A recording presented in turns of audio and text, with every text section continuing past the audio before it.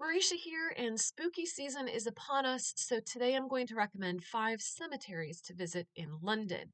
Now, before we get started, I do want to say, for the purpose of this video, I'm not going to be pedantic about the difference between a cemetery and a graveyard.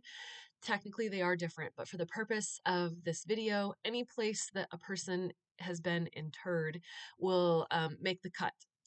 And then the other thing is that there are 7 cemeteries in London known as the Magnificent Seven, and these are all Victorian era cemeteries, but this video is not about those. There are a couple that are on this list, but this is a list that I've curated of cemeteries that I would recommend based on like accessibility, who's buried there, the way that they look in terms of architecture and trees, nature, etc. And then sometimes just the general vibe of the place.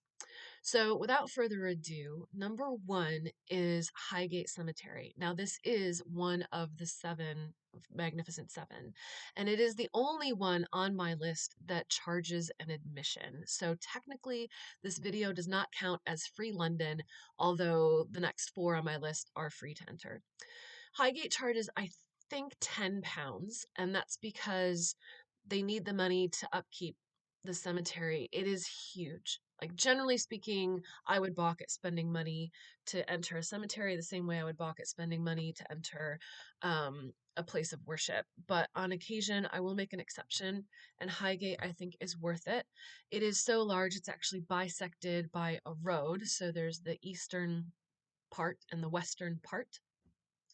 And Highgate is a big attraction because there are a lot of big names buried there. So you have Karl Marx and Douglas Adams, you have George Michael, and for me, my personal favorite in the cemetery is Christina Rossetti.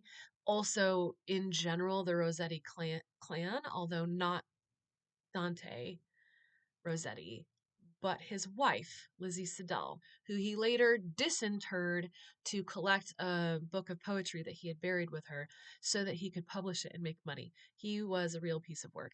But in addition to just visiting graves of well known people, it's a very beautiful cemetery, and particularly the west side, which has the Circle of Lebanon and the like Egyptian gate. Very, very beautiful, um very much gonna like throw you back into Victorian times. You can easily sort of imagine yourself in the middle of like a Victorian mystery, like a Sherlock Holmes kind of thing. Um yeah, like the atmosphere, I would say, especially in that part of the western part, is really spooky and fun. The eastern side just looks kind of like a normal cemetery, and that really is a draw mostly for Karl Marx and Douglas Adams being buried there. Um, the second on my list is also the other one on my list that's part of the Magnificent Seven, and that is Brompton Cemetery. And that's really easy to get to because you just hop on the tube to Brompton, and it's literally right next door to the tube station. So very accessible. Brompton Cemetery is doesn't have as many big names as Highgate. If you go on their website, you'll see a list of famous people who are buried there. But as an American, I haven't heard of most of them. I'm not familiar with who they are. Brits might be more familiar with them. The only one that I'm aware of or was previously aware of is Emmeline Pankhurst, who, for my American audience, would be the UK equivalent of Susan B. Anthony. But what makes Brompton Cemetery interesting is it is very beautiful. It's a sizable cemetery. It's a cemetery for when you just want to kind of like walk in a cemetery and have like the serenity that comes with that. I will say, as a side note, I'm not a morbid person, but I love cemeteries. It's one of the things that I will seek out when I'm in a new place. Um, because I just find them to be very peaceful, very serene, and I like that they are a memento mori. I think that we need to take more time to stop and think about our mortality. And Brompton Cemetery is a good place for that. It's a place where you can also get really great photos. I have a really good pic of a crow on a tombstone there that just turned out just really gorgeous with kind of the way that the tombstones look there.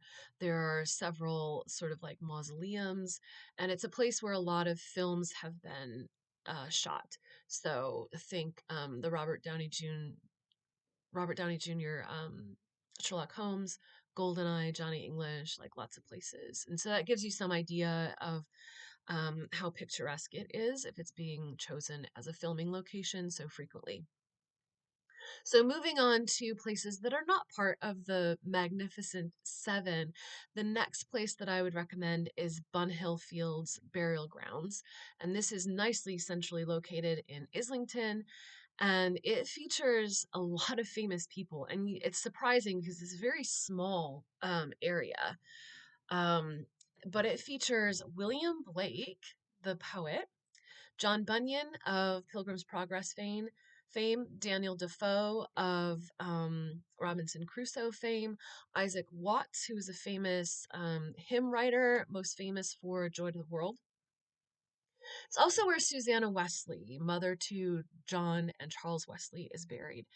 Which brings me to another reason why I would recommend Bunhill Fields, and that is that right across the street is the John Wesley House and Museum of Methodism, which are free to enter. And so you can make kind of a day, a really half day of it.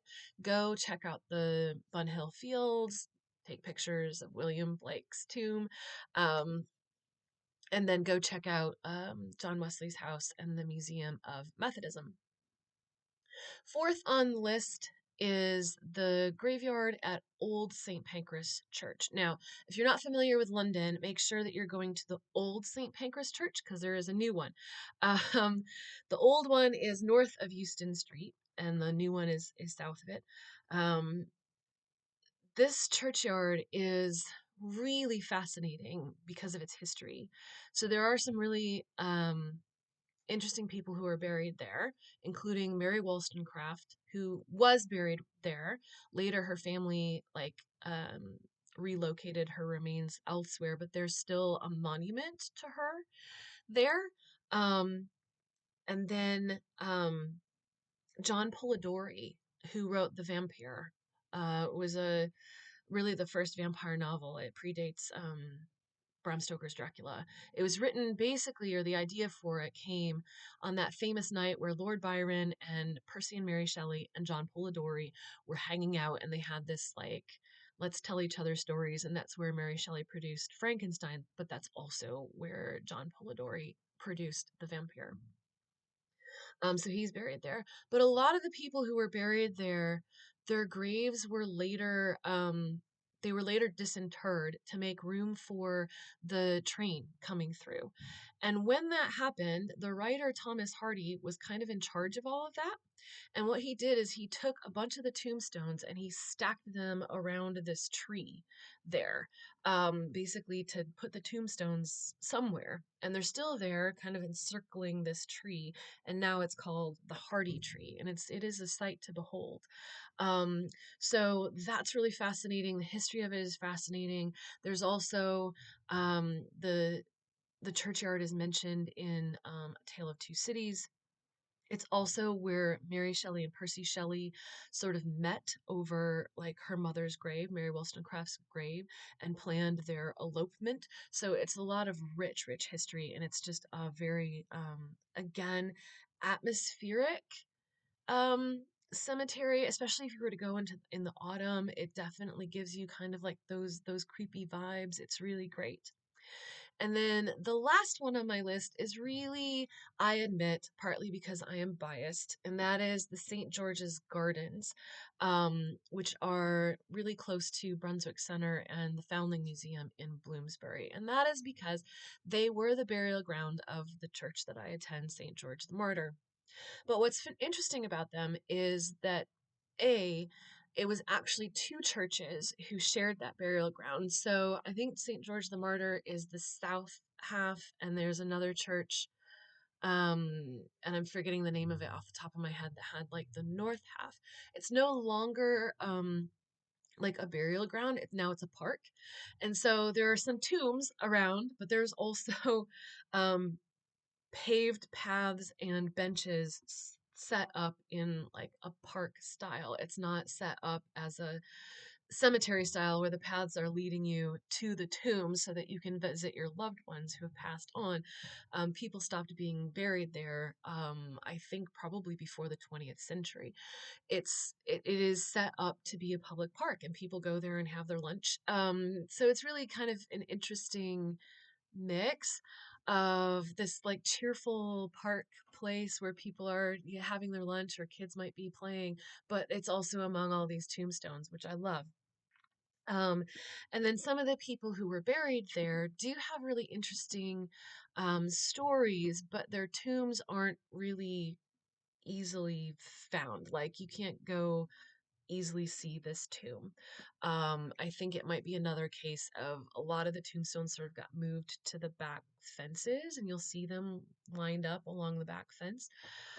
But people who I know who are buried there who are really interesting include William Brockton, who is an artist and inventor that I'm actually going to be talking about at Bloomsbury Festival this year. So check that out. Um, a woman named Eliza Fenning, who was executed for attempting to murder her employers. That case is a really fascinating case. I might actually do a video about that because in the court of public opinion, she wasn't guilty and was wrongly executed. And there are elements of kind of class warfare involved in the story, and elements of like very early forensic science involved in the story. It is really fascinating. Um, One tomb that you will see is Anna Cromwell, and she's actually a granddaughter to Oliver Cromwell of, the Revolution kind of fame. So for that one, it's less about going and seeing the tombstones of famous people and more about the vibe. It's because it's so centrally located in Bloomsbury, and it just has like it does have a great vibe. It's a great place to have lunch if you're spending the day in Bloomsbury. If you're going to go to the Foundling Museum, if you're going to go to Sir John Soane Museum, um, it's within walking distance, and go to the Brunswick Center, pick up something from Waitrose or from one of the restaurants that are there, take it to St. George's Gardens and have your lunch, and then move on to the second part of your day. Like, subscribe, tell your friends how gnarly this channel is, and I'll see you next time.